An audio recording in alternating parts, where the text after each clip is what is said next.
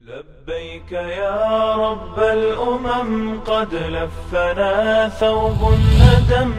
بالدمع كم فاض الحرم نشكو الخطايا واللمم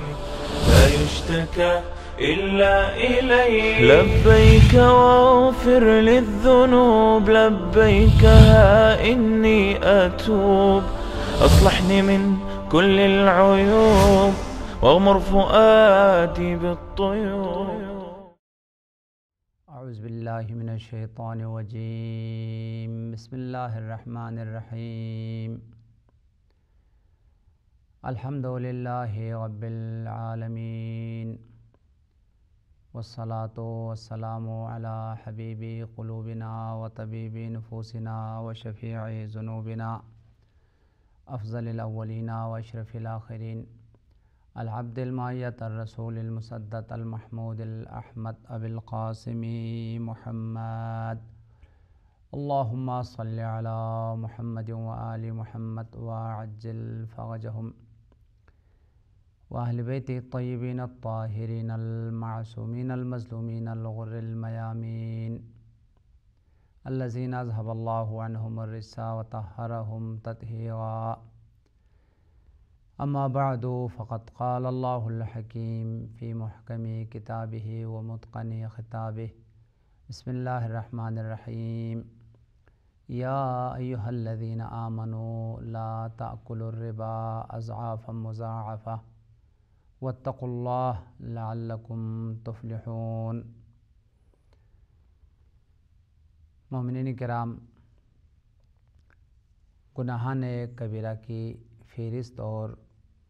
ان گناہوں کے آثار اور عواقب اور انجام کو بیان کرتے ہوئے اس سے پہلے آپ کی خدمت میں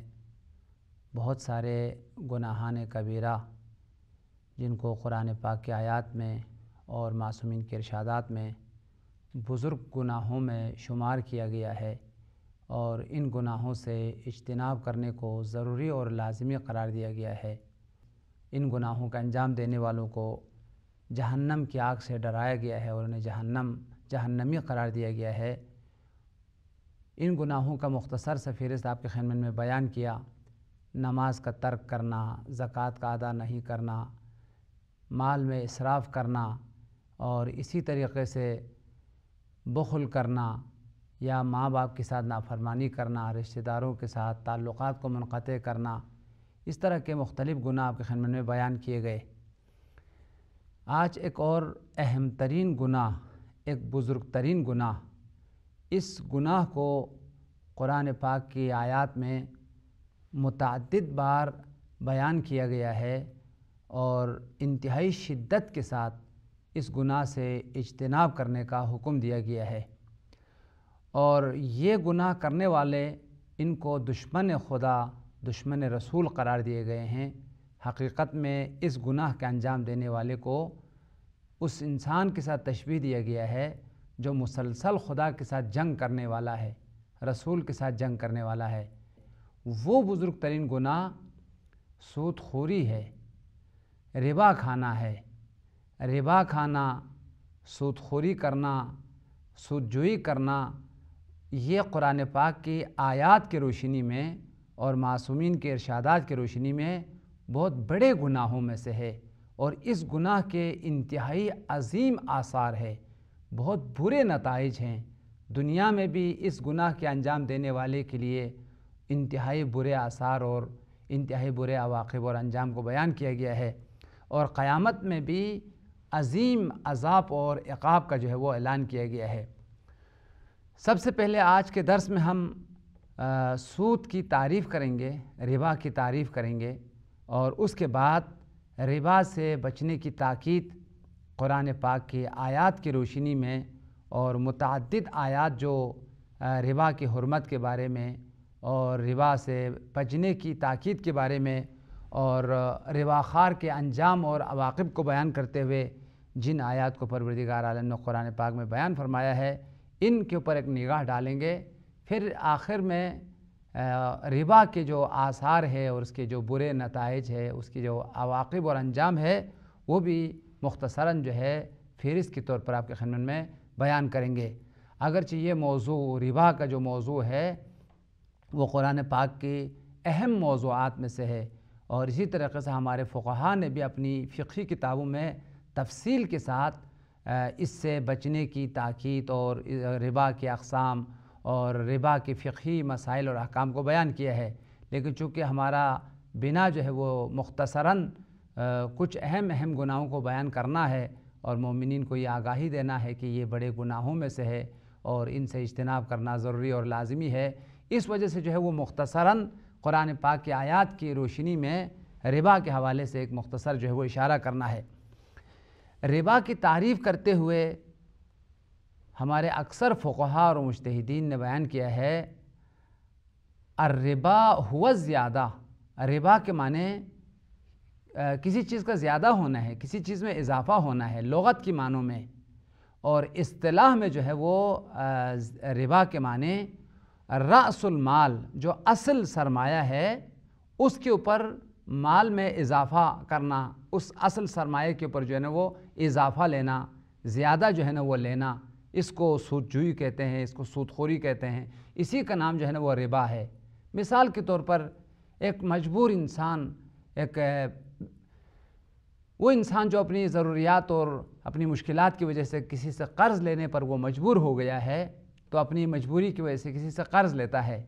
تو وہ آدمی جو قرض دینے والا ہے وہ یہ شرط لگاتا ہے کہ میں اس شرط کے ساتھ قرض دوں گا، مثلا 1000 روپے اگر قرض دیا گیا ہے تو 1500 جو ہے نا وہ تم سے واپسی میں لوں گا، یعنی 500 جو ہے وہ تم سے سود حاصل کروں گا، 500 جو ہے وہ منافع جو ہے وہ حاصل کروں گا۔ تو یہ جو 500 اضافہ لیا گیا ہے، اس اضافے کا نام سود ہے، اس اضافے کا نام ربا ہے، اس اضافے کا لینا جو ہے وہ حرام ہے، اور اس فعل کا نام جو ہے نا وہ ربا خوری ہے، اور اس فعل کا نام جو ہے وہ سود کھانا ہے۔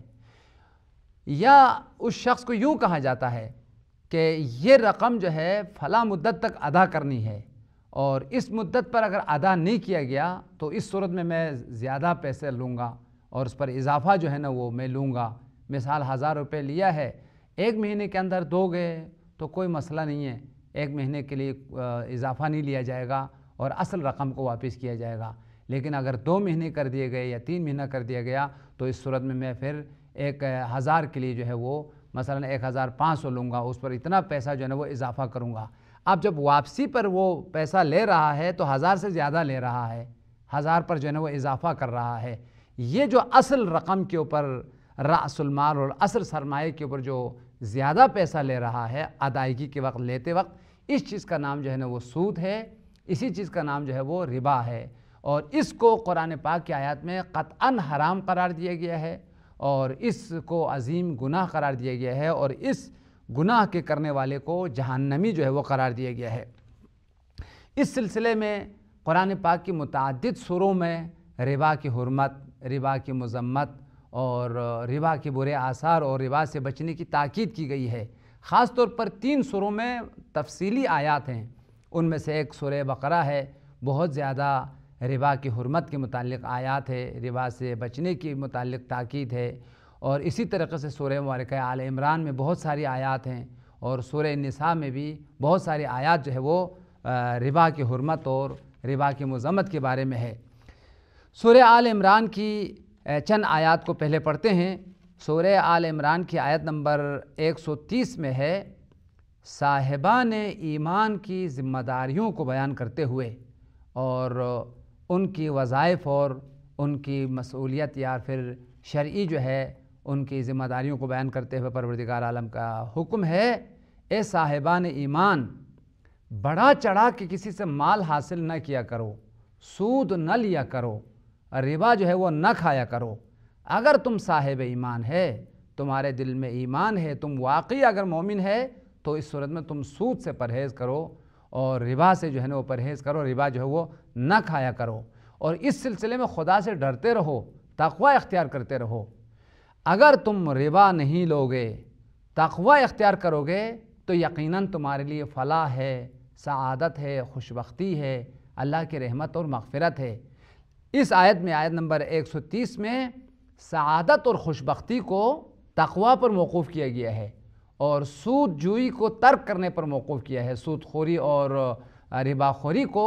ترک کرنے پر انسان کی فلاح اور سعادت کو موقوف کیا گیا ہے۔ یعنی اس وقت انسان کے لیے سعادت ہے،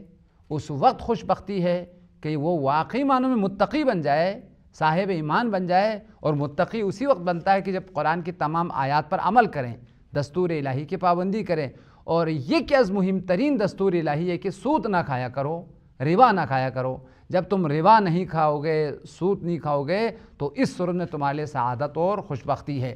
ارشاد رب العزت ہے، یا ایھا الذین آمنوا لا تأکلوا الربا اضعافا مضاعفۃ، اے صاحبان ایمان لا تأکلوا الربا، ربا نہیں کھانا، سود نہیں کھانا، یہ حرام ہے، صریحاً نہیں ہے، صریحاً منع ہے، اور پروردگار عالم نے منع کیا ہے اور نہیں کر کے روکا گیا ہے ربا کھانے سے، سود کھانے سے۔ لا تأکلوا الربا اضعافا مضاعفۃ، اپنے جو اصل مال ہے اس پر بڑھا چڑھا کے بہت زیادہ سرمایہ جو ہے نا اس سے حاصل کر کے نہ کھایا کرو، اور مثلا جو اصل رقم ہے اس پر بڑھا کے کھانا، اس میں اضافہ جو ہے وہ حاصل کرنا، یہ ربا ہے، اور اس طرح سے نہ کیا کرو۔ بلکہ دوسرا دستور ہے مومنین سے خطاب کرتے ہوئے، واتقوا اللہ لعلکم تفلحون،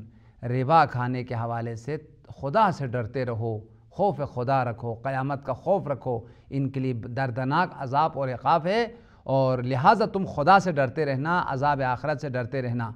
لعلکم تفلحون، تاکہ تم فلاح پائیں، کامیابی حاصل کریں، سعادت تمہاری نصیب ہو۔ کب تمہارے لیے سعادت نصیب ہوگی، کب تمہارے لیے فلاح اور کامیابی ہے؟ جب تم تقوی اختیار کرو گے اور ربا کھانے کو ترک کرو گے۔ لہٰذا فلاح اور سعادت کو تقوی پر اور سودخوری کی ترک کرنے پر جو ہے وہ موقوف کیا گیا ہے۔ تو کوئی بھی انسان اگر خوشبخت ہونا چاہتا ہے، کامیاب ہونا چاہتا ہے، تو قرآن نے کامیابی کا راستہ دکھاتے ہوئے صاحبان ایمان کو خطاب کرتے ہوئے فرمایا، کامیابی سودخوری کی ترک کرنے میں ہے، کامیابی تقوی کے حصول میں ہے۔ تم سودخوری کو ترک کرو گے اور اپنے آپ کو متقی بناؤ گے تو یقیناً تمہارے لیے فلاح اور خوشبختی ہے۔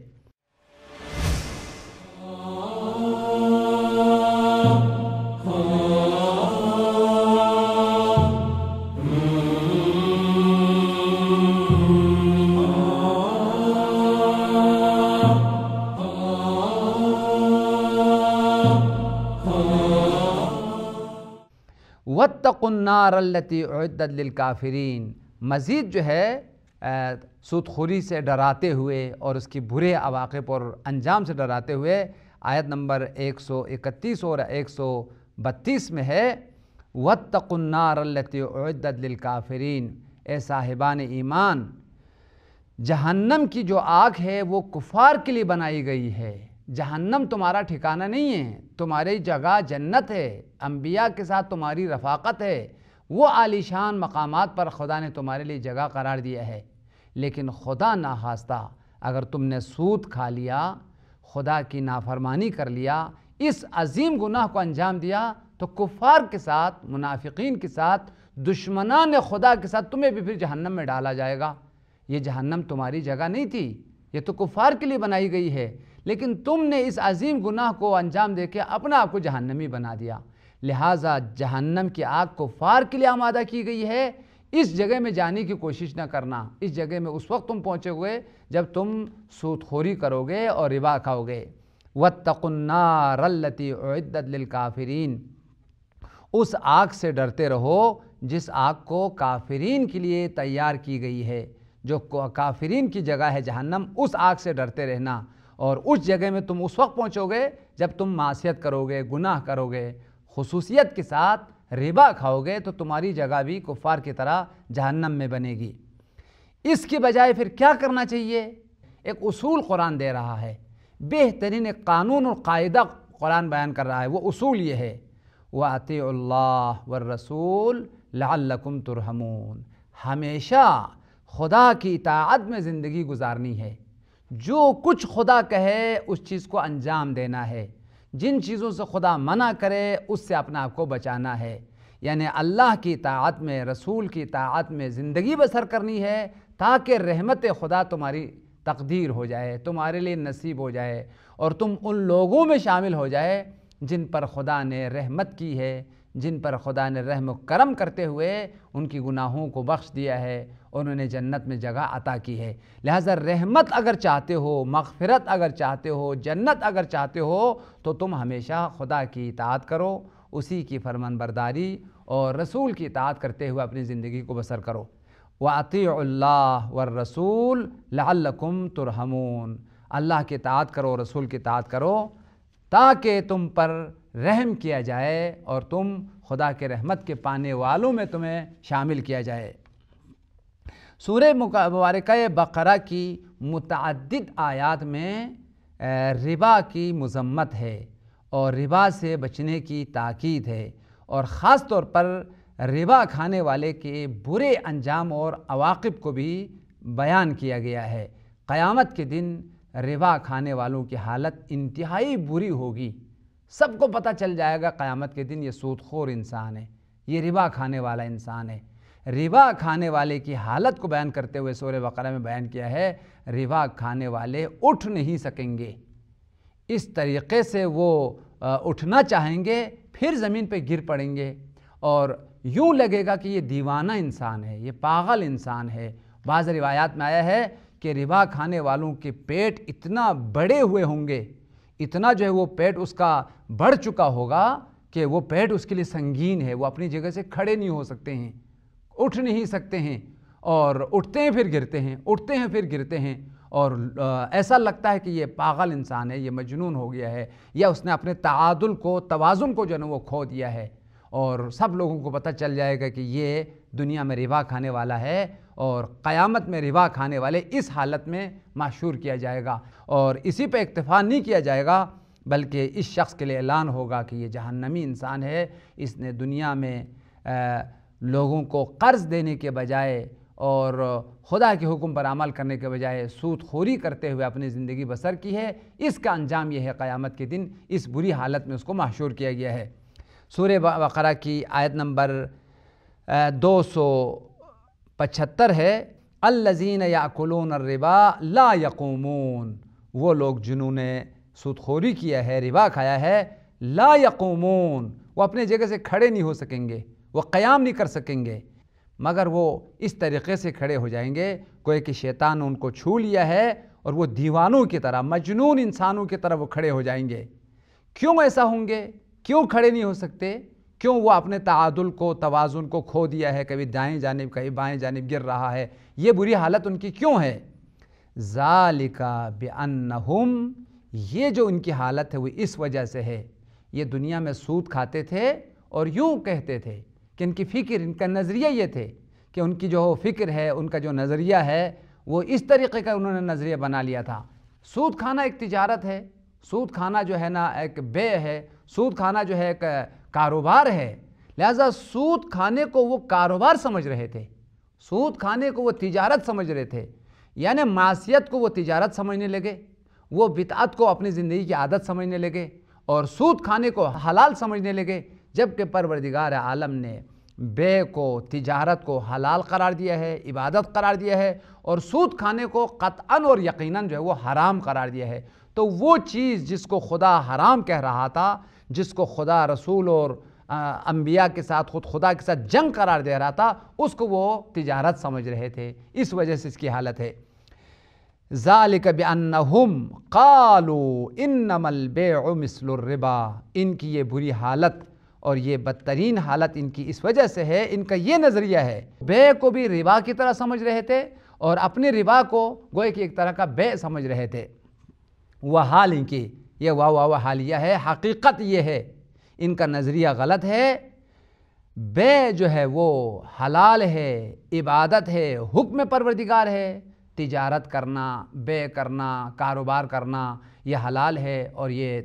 عبادت ہے اور اس چیز کو خدا نے اجر و ثواب رکھا ہے۔ اس کے مقابل میں ربا کو حرام اور معصیت قرار دیا ہے۔ کتنا بڑا فرق ہے اور کتنی بڑی جو ہے نا وہ فکری غلطی میں مبتلا ہو گیا ہے۔ جس چیز کو خدا نے حرام قرار دیا اس کو حلال سمجھ رہے ہیں، جس کو خدا نے معصیت سمجھا ہے اس کو عبادت سمجھ رہے ہیں، حالانکہ خدا نے بے کو، تجارت کو، کاروبار کو حلال قرار دیا ہے۔ وَحَرَّمَ الرِّبَا، اور ربا کو یقیناً حرام قرار دیا ہے۔ فَمَنْ جَاءَهُ مَوْعِظَةٌ مِّن رَّبِّهِ فَانْتَهَىٰ فَلَهُ مَا سَلَفَ۔ پھر اب ربا کی حرمت کی آیت آنے کے بعد، ربا کو قطعاً حرام قرار دینے کے بعد دو حالتیں ہیں۔ ایک مرتبہ شریعت میں ربا کی حرمت کی آیت نہیں آئی تھی، اور اسلام کے آنے سے پہلے لوگوں کو سود خوری اور ربا کے کاروبار کرتے تھے، اور جب آیات آئی تو انہوں نے ربا کا کاروبار ترک کر دیا، سود خوری کو ترک کر دیا۔ اللہ تعالیٰ نے فرمایا پچھلے جو تمہارے گناہ اس کو ہم معاف کر دیں گے، پچھلا جو تم نے حرام کام کیا ہے، فعل حرام انجام دیا ہے، اس کو ہم بخش دیں گے، لیکن آئندہ جو ہے تمہیں راہ حق پہ چلنا ہوگا، آئندہ تمہیں ہدایت اور نصیحت جو وہ پانی ہوگی۔ لیکن اگر آیت آنے کے باوجود، ربا حرام ہونے کے باوجود پھر بھی اسی حرام کو، اسی فعل حرام کو اور اس ربا کو اگر انجام دیتے رہیں، پھر یہ جہنمی انسانوں میں سے ہے، اس کو جہنم میں ڈال دیا جائے گا اور ہمیشہ جہنم کی آگ میں جلتے رہیں گے۔ کون؟ کہ ربا کی آیت سننے کے بعد، ربا کی آیت آنے کے بعد، شریعت میں ربا کو حرام قرار دینے کے بعد پھر بھی اپنے غلط کام پر ڈٹے رہیں، سود کھاتے رہیں اور ربا کھاتے رہیں، اس حرام کاروبار کو انجام دیتے رہے، تو یہ اصحاب النار میں سے ہیں۔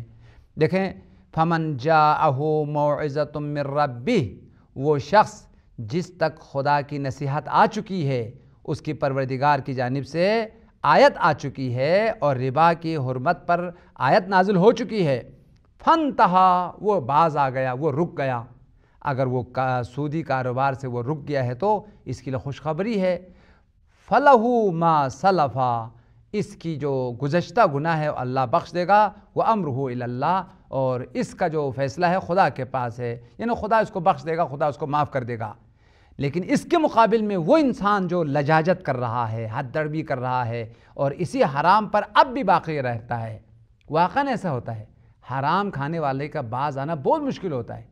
حرام خوری کی اگر عادت ہو جائے، رزق حرام کھانے کی اگر عادت ہو جائے، ایک تو نفس کی خواہشات اس کے ساتھ ہے، دوسرے شیطان بھی اس کے ساتھ ہے، اور دنیا کے منافع بھی بہت اس کے ساتھ ہے۔ دنیا کے منافع سے ہاتھ اٹھانا،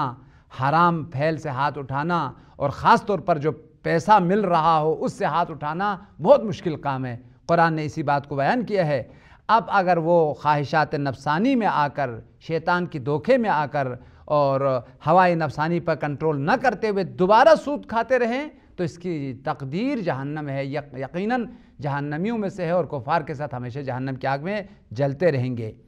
وَمَنْ عَادَ فَأُولَئِكَ أَصْحَابُ النَّارِ هُمْ فِيهَا خَالِدُونَ، سورہ بقرہ کی آیت نمبر 275 ہے۔ وَمَنْ عَادَ، وہ شخص دوبارہ پلٹ کے سود خوری کی طرف چلے گئے، آیت آنے کے باوجود وہ حرمت کی طرف، معصیت کی طرف پلٹ کے گئے، باز نہیں آیا، فَأُولَئِكَ أَصْحَابُ النَّارِ، یہ جہنمی انسان ہے، ہم فیہا خالدون، اور یہ شخص ہمیشہ جہنم میں پڑے رہیں گے، اس دردناک عذاب سے نجات نہیں پا سکیں گے۔ وَيَمْحَقُ اللَّهُ الرِّبَا وَيُرْبِي الصَّدَقَاتِ، پروردگار عالم ربا کا جو مال ہے اس کو نابود کرتا ہے، اور وہ شخص جو نیکی کرتا ہے اور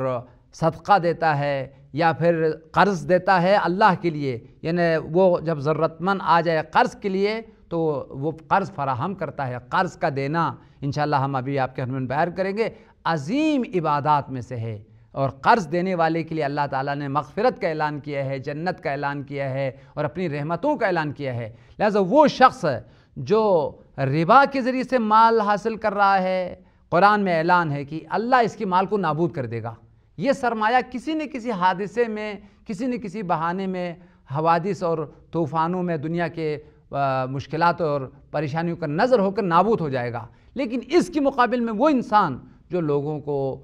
قرضہ دیتا ہے، نیکی کرتا ہے، احسان کرتا ہے، اللہ تعالیٰ اس کے مال میں فراوانی دیتا ہے، وسعت دیتا ہے اور اس کے مال کو بڑھاتا ہے۔ واللہ لا يحب كل کفار اثیم، گناہگار انسانوں کو اور کفار کو خداوند نہیں چاہتا۔ آیت نمبر 277 سورہ بقرہ کی، ان الذین آمنوا وعملوا الصالحات واقاموا الصلاۃ وآتوا الزکاۃ لہم اجرہم عند ربہم ولا خوف علیہم ولا ہم یحزنون، یقیناً وہ لوگ جنہوں نے ایمان لائے اور عمل صالح انجام دیتے رہے اور نماز ادا کرتے رہے، زکوٰۃ دیتے رہے، ان کے لیے ان کے پروردگار کے پاس عظیم اجر و ثواب ہے۔ لا خوف علیہم، ان کے لیے کوئی خوف و پریشانی نہیں ہے، ولا ہم یحزنون، اور ان کے لیے کوئی حزن اور غم بھی نہیں ہے۔ یا ایھا الذین آمنوا اتقوا اللہ وذروا ما بقی من الربا ان کنتم مؤمنین، اے صاحبان ایمان اتقوا اللہ، تقوی اختیار کرو، وذروا ما بقی من الربا، یہ ان لوگوں کے لیے آیت ہے جو کسی نہ کسی حوالے سے سودی کاروبار کرتے ہیں، سود کھاتے ہیں، ربا کے معاملات میں ان کا ہاتھ جو ہے وہ معاذ اللہ آلودہ ہیں، ان کے لیے قرآن کی آیت ہے اے صاحبان ایمان، تم اگر واقعا مومن ہے تقوی اختیار کرو، اور جو سودی کاروبار ہے، یہ جو ربا کے جو معاملات تم کر رہے ہو اس کو چھوڑ دو۔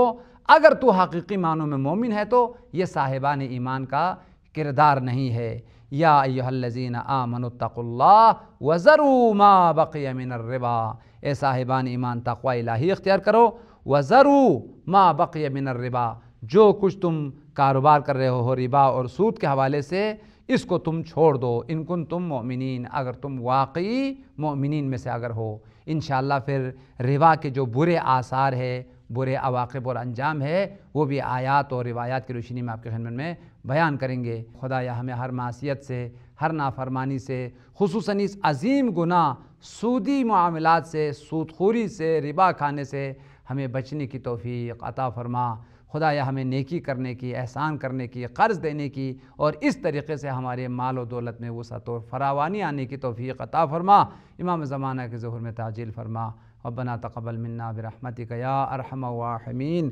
اللہم صلی علی محمد وآل محمد وعجل فرجہ۔